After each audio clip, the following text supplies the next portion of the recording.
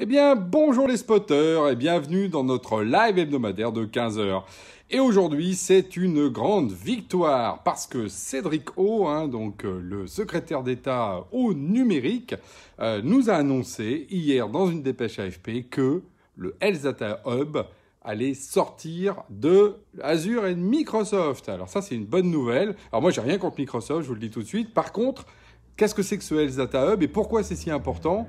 C'est une deuxième victoire, en tout cas pour Play France et puis pour d'autres acteurs, je vais y revenir. Une victoire justement sur la souveraineté numérique.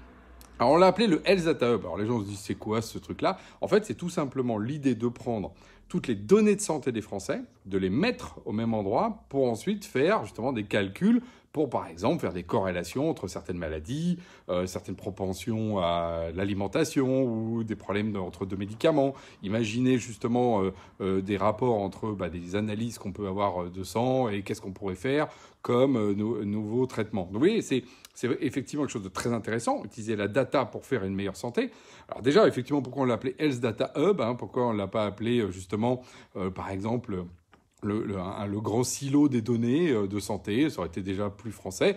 Voilà, ça c'est la mauvaise habitude du monde du numérique. Mais pourquoi est-ce que surtout c'est une victoire qu'il ait pris cette décision? Alors, il l'a un peu pris sur la contrainte, parce qu'il y a encore peu de temps, il disait mais si, c'est bien, on fait des super algos avec Microsoft. Sauf que là, il y a une deuxième lame qui est arrivée, la CNIL. Après a dit, suite à l'invalidation, vous savez, du Privacy Shield. Alors, qu'est-ce que c'est que tous ces mots compliqués? En gros, la CNIL considère aujourd'hui que, comme la Privacy Shield n'est plus garantie, eh bien, on ne peut plus héberger nos données, en particulier personnelles et donc de santé, dans les clouds américains. Boum! Alors ça, c'est une énorme bombe, justement, dans le secteur. Mais ce n'est que justice. Parce que, effectivement, l'État, il y a quelqu'un qui a eu une formule très, très juste, l'État de fait ne doit pas remplacer l'état de droit. C'est pas parce qu'il y a des gens dans l'état qui considèrent avec Microsoft c'est facile, c'est pas cher, ils nous aident, que du coup on doit oublier l'état de droit, qu'on doit respecter le droit en particulier des citoyens.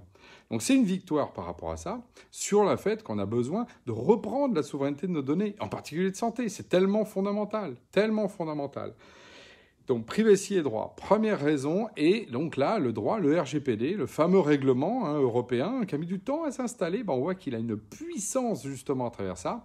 Parce que par exemple, ceux qui ont été titillés le Health Data Hub, je salue d'ailleurs Jean-Baptiste Souffron qui était à la tête de ça, qui est un avocat bien connu maintenant de la place de Paris, qui travaille sur ces causes à long terme, avec lequel on a eu d'ailleurs des échanges.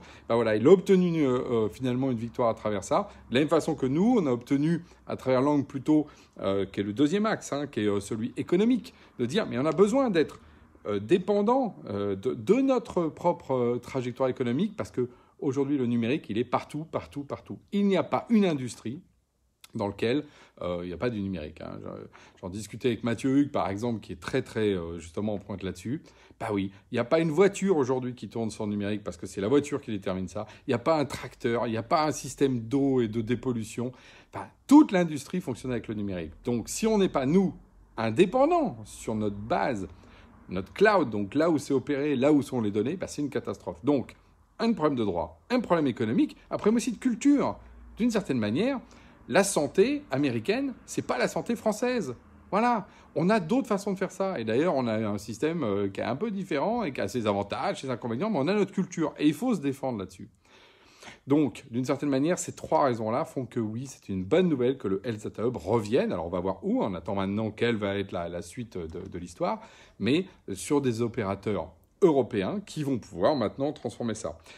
Et moi, je dis un point aussi, j'en profite aussi. Il faut arrêter la technophilie. Il faut arrêter aussi le fait de dire parce qu'il y a une nouvelle techno, les Américains, évidemment, nous écrasent avec leur marketing, qui est très très bon d'ailleurs, et ils nous font croire que la prochaine techno va nous sauver.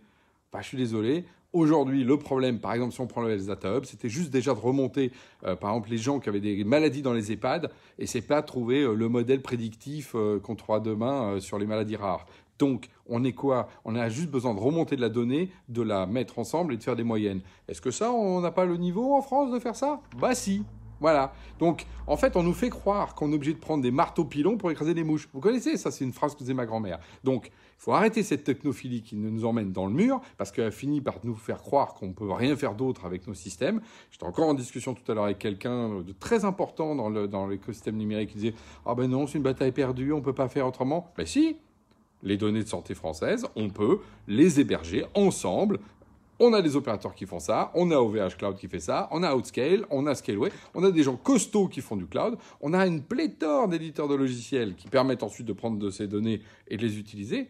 Pourquoi on a besoin d'aller chercher les amis américains? Je veux dire, voilà. Donc, ça c'est un point clé. C'est une belle victoire. Moi, je suis hyper content qu'on reprenne notre souveraineté. On avait gagné avec Palantir déjà sur la PHP. Le LSATA Hub, ça a été un peu plus long, mais finalement, ça revient dans le droit chemin. Donc je pense que la voie est ouverte maintenant pour penser la souveraineté numérique de manière positive, que tous les nouveaux projets qui s'ouvrent, qui touchent à nos données de santé, à nos données personnelles, soient faits sur des clouds européens. C'est la moindre des choses. On fera la même chose que nos amis américains. Et finalement, tout le monde sera mieux par rapport à ça. Les données ne transiteront pas d'un truc à l'autre. On n'aura plus de problèmes de droit. On va sortir du Cloud Act et d'être dépendant de ce droit sur lequel Trump peut décider du jour au lendemain. À vous, industriels, à vous, justement, qu'est-ce que vous pouvez faire de vos données? Voilà, on est libre. Ça fait du bien d'être libre. Donc, on respire et on profite de cette bonne nouvelle. On va passer un bon week-end. Moi, je vais fêter ça, je peux vous le dire.